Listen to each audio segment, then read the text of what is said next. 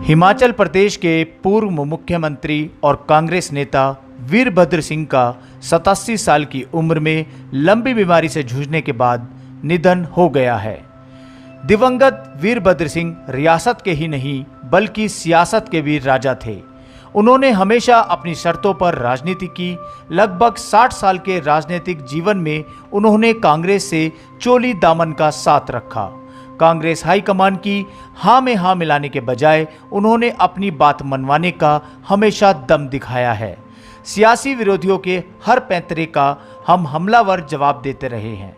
सियासी चालों में वह विवादों में उलझे जरूर, मगर अपनी रणनीति कुशलता से हमेशा अपने लक्ष्य की ओर बढ़ते रहे। देवभूमि के दिग्गज नेता वीरभद्र सिंह को लोग यूं ही राजा नहीं कहते। आजादी के संधि काल में 13 साल के उम्र में राजगद्दी पर बैठे वीरभद्र सिंह ने आके लोकतांत्रिक राजनीति का भी राजा भी बनना था। रियासतों के अस्तित्व ने लोकतंत्र का जामा पहना तो वर्ष 1962 में महज 28 साल की उम्र में सांसद बनकर उन्होंने लोकतांत्रिक राजनीति में पांव जमा लिए। नेहरू के बाद इंदिरा गांधी की उम्मीदों के हिमालय सूर्य बने वीरभद्र 1983 में मुख्यमंत्री बने तो इसके बाद तो वह आंधी की तरह चलते ही रहे। 22 साल तक वह सीएम रहे। उनके राज सिंहासन पर कई बाधाएं मंडराई, मगर वह अपने रण कौशल से सबको धराशायी करते रहे या अपना बनाते रहे। वह कांग्रेस के रणनीति के वट वृक्ष बन गए, जिनकी छाया में नए हिमाचल का निर्माण हुआ।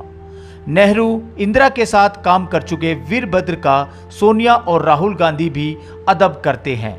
उनकी उपेक्षा करने की कोशिश हुई, पर उनकी उंगली का इशारा हाईकमान को भी मानना पड़ा।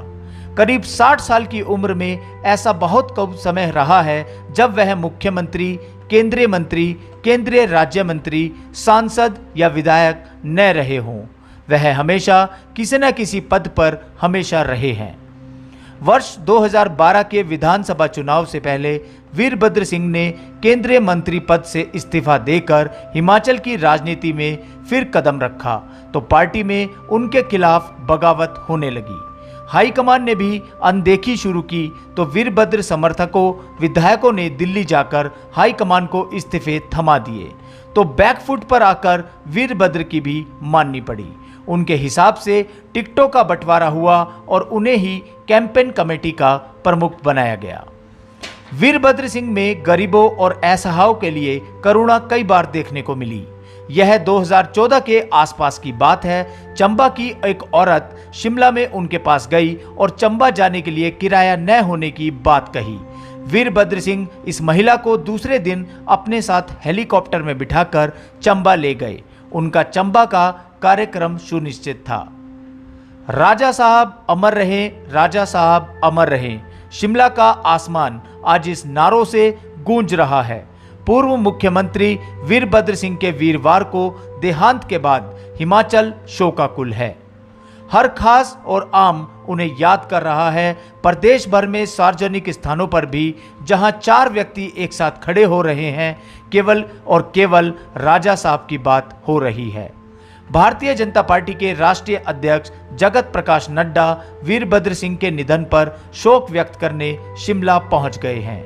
इससे पहले पूर्व मुख्यमंत्री वीरभद्र सिंह के पार्थिव देह को रिज मैदान पर अंतिम संस्कार के लिए रखा गया है।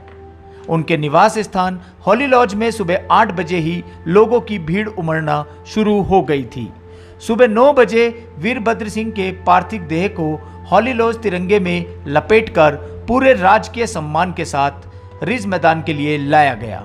सुबह 9 बजे से 11 बजे तक लोगों की भारी भीड़ अपने नेता के अंतिम दर्शन के लिए उमड़ पड़ी। प्रदेश के कोने कोने से लोग वीरभद्र सिंह के अंतिम दर्शन करने के लिए पहुंच गए थे। जिला व पुलिस प्रशासन ने शहर में पूर्व मुख्यमंत्री की शव यात्रा को ले जाते हुए किसी तरह का ट्रैफिक जाम या अन्य कोई परेशानी आम जनता को न हो, इसके लिए पहले ही पूरा प्लान तैयार कर रखा था। शुक्रवार को सुबह ही शहर में बाहर से आने वाले वाहनों को बाईपास से भेजा जा रहा था। वहीं बड़ी बसों को भी रोक दिया गया था। एक समय तो जब वीरभद्र सिंह की अंतिम यात्रा विक्ट्री टनल से विधानसभा के पीछे से होते हुए सर्कुलर रोड पर पहुंची तो सभी बसों और सामान्य वाहनों की आवाजाही को रोक दिया गया था। इसी तरह से खलीनी से भी वाहनों की आवाजाही को रोक दिया गया था। कांग्रेस ऑफिस के आसपास तक पहुंचते पहुंचते वीरभद्र सिंह की अंतिम यात्रा में हजारों की संख्या में लोग जुट गए और सबकी आंखें नम व जुबान पर वीरभद्र सिंह अमर रहे के नारे गूंजते रहे। शहर में माल रोड, लोअर बाजार से लेकर सभी बाजारों में अधिकतर दुकानें शुक्रवार को दूसरे दिन भी बंद रही। राजधानी में ऐसा पहली बार हुआ है जब किसी व्यक्ति की मृत्यु होने पर कारोबारियों ने संवेदना जताते हुए 2 दिन अपने कारोबारी स्थलों को बंद रखा हो। हालांकि शव यात्रा को निकलने के बाद कारोबारी स्थलों को खोल दिया गया था, लेकिन इस दौरान सभी ने अपने दुकानों के शटर बंद रखे थे।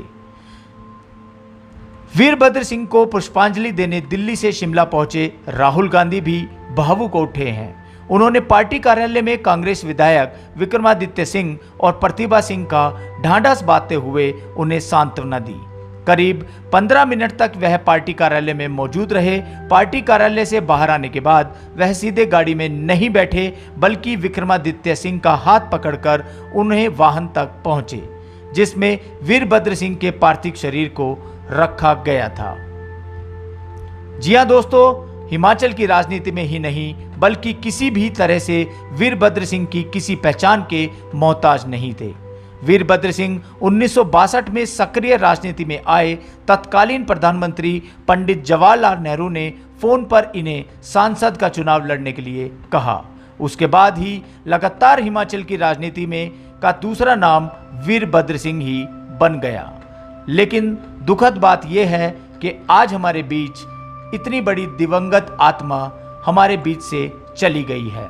हिमाचल प्रदेश के पूर्व मुख्यमंत्री और कांग्रेस नेता वीरभद्र सिंह का 87 साल की उम्र में लंबी बीमारी से जूझने के बाद निधन हो गया है।